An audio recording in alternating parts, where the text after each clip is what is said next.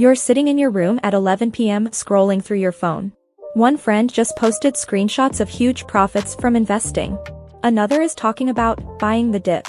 Someone else says they made money while literally sleeping. And then you look at your bank account. You think, wait, are these people gambling? Are stocks only for rich people? Am I already too late? If you've ever felt confused, overwhelmed, or even a little intimidated by investing, you're not alone. Because here's the weird thing. Almost everyone talks about stocks. Very few people actually explain them simply. So today, we're fixing that. By the end of this video, you'll understand what stocks actually are, why companies sell them, how regular people make money from them, why some investors become wealthy while others lose money, and most importantly, how to think about stocks without feeling lost. And no complicated Wall Street language. Let's make this simple. Section 1. What are stocks really? Let's forget fancy definitions for a second. Imagine your favorite pizza shop in town. Not a giant corporation. Just one successful local business. The owner wants to expand and open 5 more locations. But there's one problem. Expansion costs money. Lots of money. Maybe they need money for new locations, new ovens, more staff, marketing, equipment, delivery vehicles. The owner has 2 choices. Option 1. Borrow money from a bank. Option 2. Sell small ownership pieces of the business. Those ownership pieces? Those are stocks. A stock simply means ownership. That's it. When you buy stock in a company, you become a partial owner. Not the entire company. Not even a large portion. But a tiny piece. And that tiny piece matters. Because if the company grows, your ownership becomes more valuable. If the company struggles, your ownership becomes less valuable. That's the game. Section 2. Think of stocks like a pie. Here's the easiest way to picture it. Imagine a giant pie. That pie represents an entire business. Now cut that pie into millions of tiny slices. Every slice represents ownership. Each slice is called a share. When investors buy shares, they buy slices. Simple. Let's use an example. Suppose a company is worth $1 million. The company creates 1 million shares. Each share starts at $1. If you buy 100 shares, you own a tiny portion of the company. Not enough to control decisions, but enough to participate in growth. People often think, I only own a few shares. That's nothing. But ownership doesn't care about feelings. Ownership is ownership.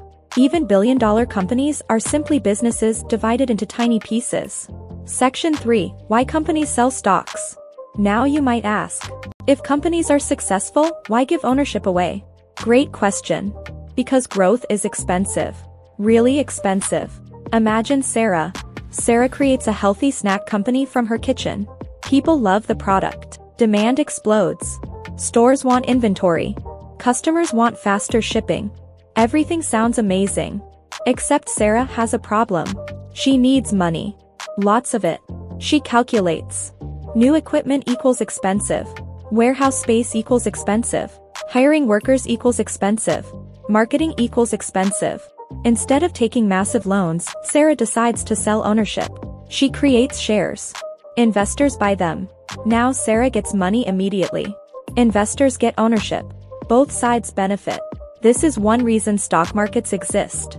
They connect businesses needing capital with people wanting opportunities. Section 4. How investors actually make money. Here's where things get interesting. There are generally 2 ways investors make money. Method 1. Price growth. Suppose you buy shares for $100. Years later, demand increases. Company profits rise. More people want ownership. Now your shares are worth $180. Your investment grew. Method 2. Dividends.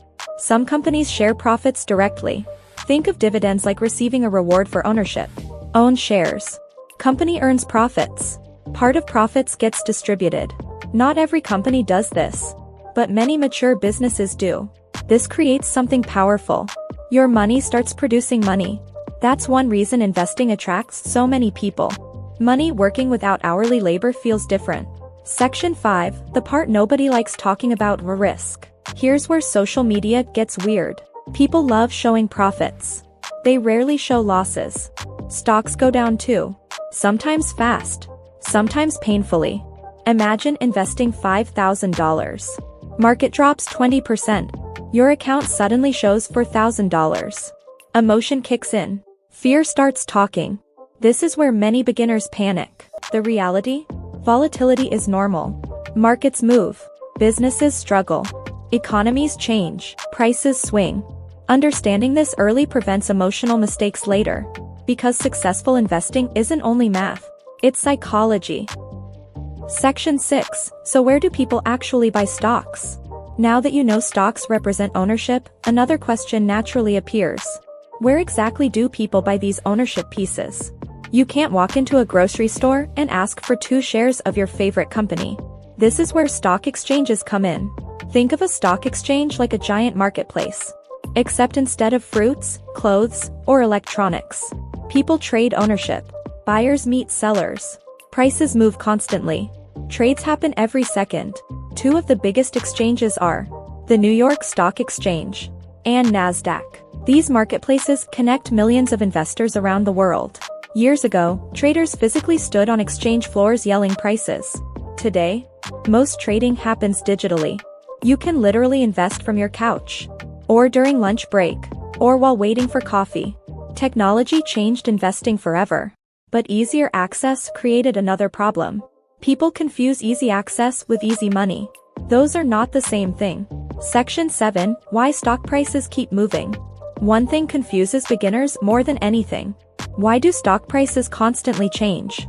The answer: supply and demand. Imagine concert tickets. If everyone suddenly wants tickets, prices rise. If nobody wants them, prices drop. Stocks work similarly. If more investors want ownership, price increases. If more investors want out, price decreases. But what makes people suddenly want a stock? Many things. Company profits. Bad news. New products. Economic changes. Interest rates. Competition. Consumer behavior. Even emotions. Sometimes stock prices rise because companies perform well. Sometimes prices rise simply because people expect good performance. And sometimes markets panic for reasons that look irrational. This is important to understand. Stock prices are not only numbers. They are human emotions translated into numbers. Fear, greed, excitement, panic, confidence, uncertainty. Markets reflect all of it.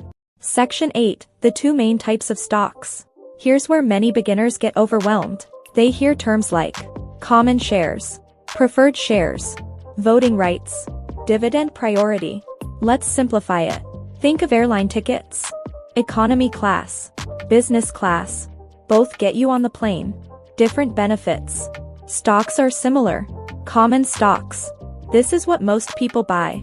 When people say, "I bought stock," usually they mean common stock.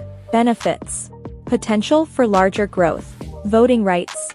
Possibility of dividends. Risks. More price swings. Greater losses during bad periods. Lower priority if company fails. Common stocks are growth-focused. Higher reward potential. Higher risk. Preferred stocks. Preferred stock works differently. Benefits.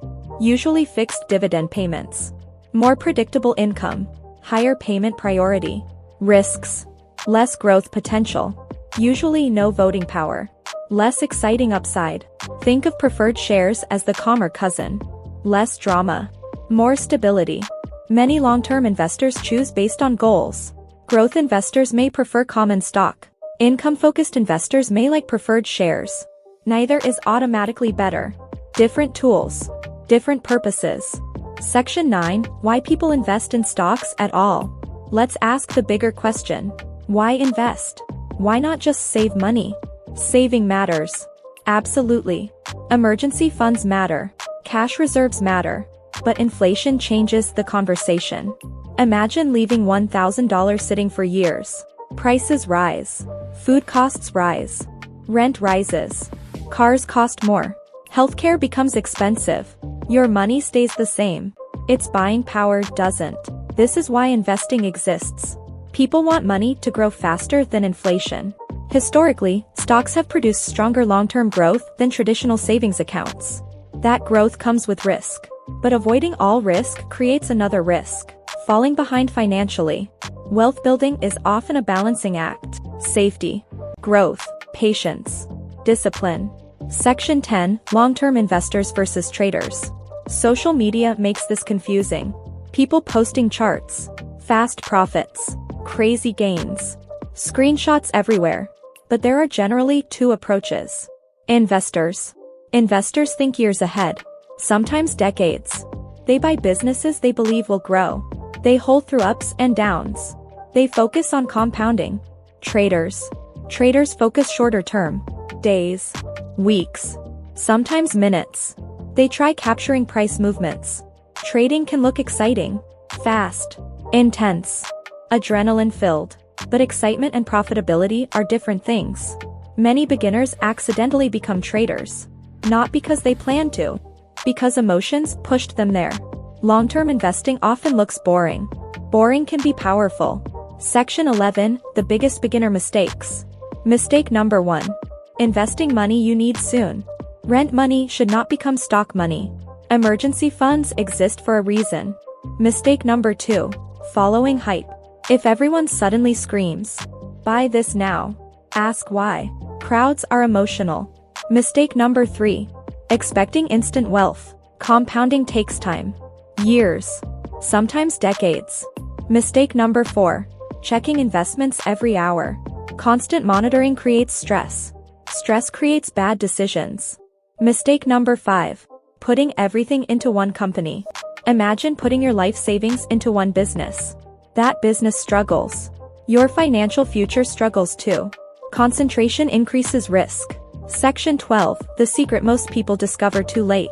Here's something many wealthy investors learn. Investing success usually isn't about intelligence. It's behavior. Can you stay calm? Can you stay patient? Can you ignore noise? Can you keep learning? The market rewards discipline more than excitement. And this changes how you think about money. Because wealth building usually looks slow. Until suddenly it doesn't. That's the strange thing about compounding. For a long time it feels invisible. Then one day it doesn't. And that's why understanding stocks matters. Not because everyone should become a stock expert, but because understanding ownership changes how you think about money itself.